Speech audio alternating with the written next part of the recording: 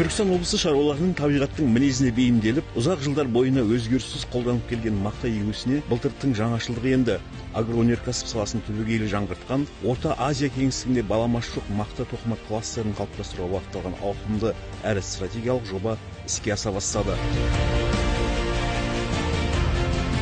Отырар алқабындағы 33 мың гектар жерге жасанды интеллектінің басқаруы және қадағалауымен мақта өсірілді. Агротехнологиядағы заманауи жетістіктерді мейлінше пайдалану, ағын суды үнемдеу және өнімділікті барынша ұлғайтуды мақсат тұтқан шетелдік компания сайын даланы тамшылатып суару жүйесін пайдалана отырып игеруге кірісті.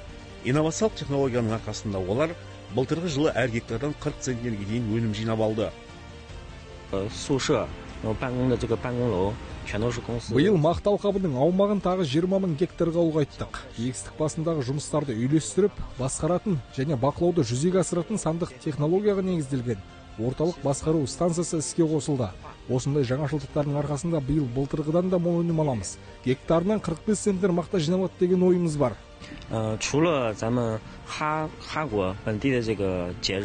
Наурыз айының ортасынан бері егіс басында қызу еңбек, 16 танапқа бөлінген 50 мың гектар аумақтың топырағы қопсытылып, қазір ағын су жүретін түтікшілер тартылуда.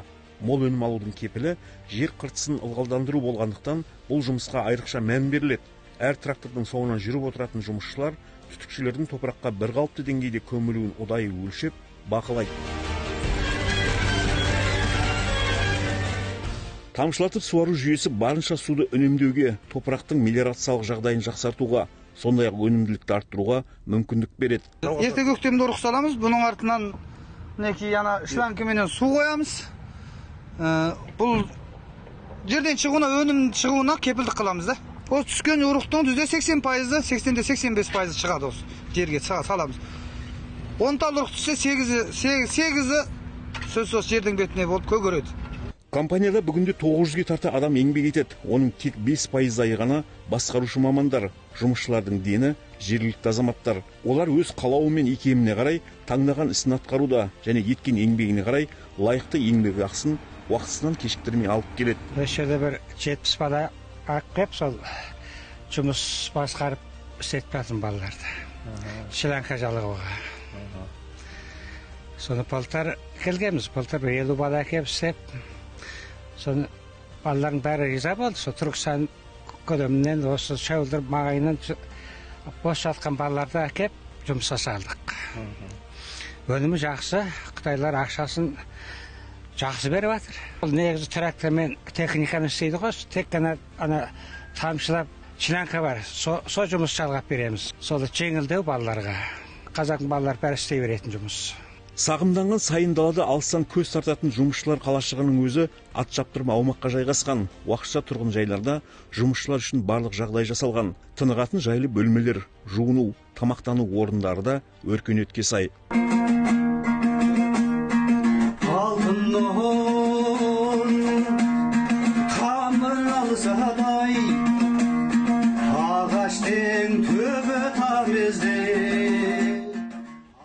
Қара домбыраны күмбірлетіп әуелете ән шырқап отырған Медет Расул осындағы жас үлкен жұмысшылардың бірі. Ауысымын аяқтап, жуынып шайынып алған соң күнде бір мезгіл осылай халық әндерін айтып, көңілін бір демдеп алады. Мұндайда күні бойғы шаршауының қалай басылғанын да сезбей қалады. Жасы 57-ге келген Түркістан қаласының тұрғыны бұған дейін жұмыссыз деп Алматы мен Астанадай алып шаһарларға да барып көрген. Табысы аз болған соң тұрақтай алмады. Жұбай екеуі былтырдан бері осы шетелдік компанияда еңбек етуде. Жағдай жақсы, қазір мына екеумізге бір бөлмені беріп қойған. Контор бар, жазда салқын, қыста жылы. Өзіміз жегеніміз халал барлық тамақ. Қазақтар көп өшір жұмыс істеп жатқан. Істейм деген адам істесе болады, уақытында айлығын төлеп тұрады. Осы жерде бізде мына Сарыкөл дейді, көрші ауылдағы балдардың бәрі осы жерде жұмыс істеп жатыр. Кемінде 40-тай қазақ балдар бар, қазір мына жерде Шри-Ланка жалғап жатыр. Күніне 20 мың, 30 мың тауып болады ақшасымен. Шетелдік компанияда егіс алқабында еңбектеніп жүргендерден бөлек, кеңсе жұмысына істейтін жоғары білімді жергілікті азаматтар да бар. Шұғыла Фазылова былтырдан бері осында бас есепші. Астана қаласында тұратын ол, мекеме қажетті мамандарға байқау жариялағанда іріктеуден сәтті өтіп, жұмысқа қабылданыпты. Жергілікті халықтан біраз адам жұмыс істейміз басшылықта да. Жоғары білімі бар мамандықтарға сұраныс түсіп жатады. Сондықтан осы жерде тауып беруге бізде тырысамыз.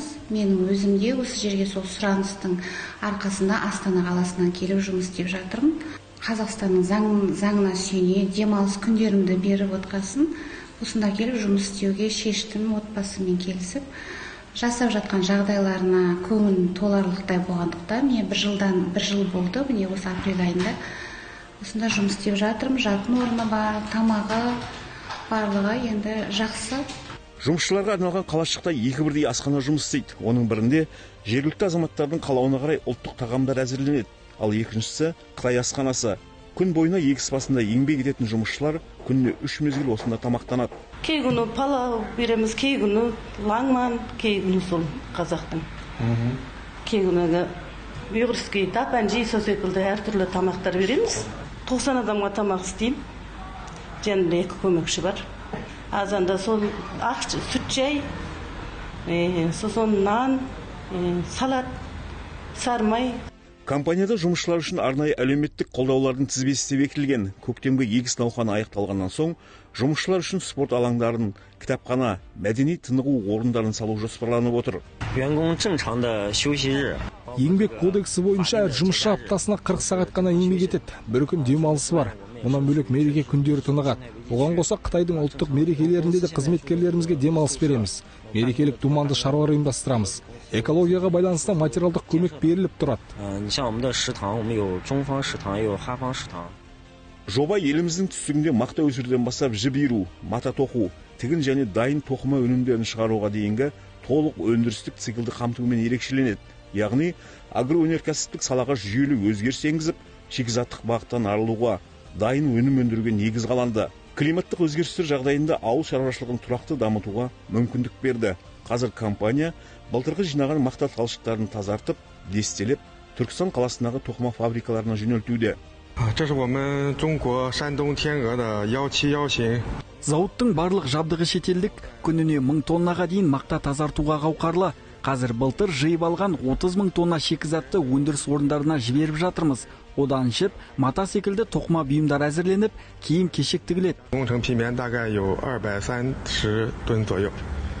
Түркістан мақта агроөнеркәсіптік кешені заманауи технологияларды пайдалана отырып, мақта шаруашылығын өңірде жаңа деңгейге көтерді. Толық өндірістік циклді қалыптастыру арқылы өңірдің экспорттық әлеуеті артып, мыңдаған жаңа жұмыс орындары ашылуда. Осылайша кешен Түркістан облысының ғана емес, тұтас ел экономикасының дамуына серпін беретін стратегиялық жобаға айналды. Бастама мемлекет басшысының экономиканы әртараптандыру, шикізатты терең өңдеу, нақты секторды дамыту және жаппай цифрландыру арқылы экономиканы жаңғырту жөніндегі тапсырмаларының өңірлік деңгейде нақты іске асып жатқанын көрсетеді.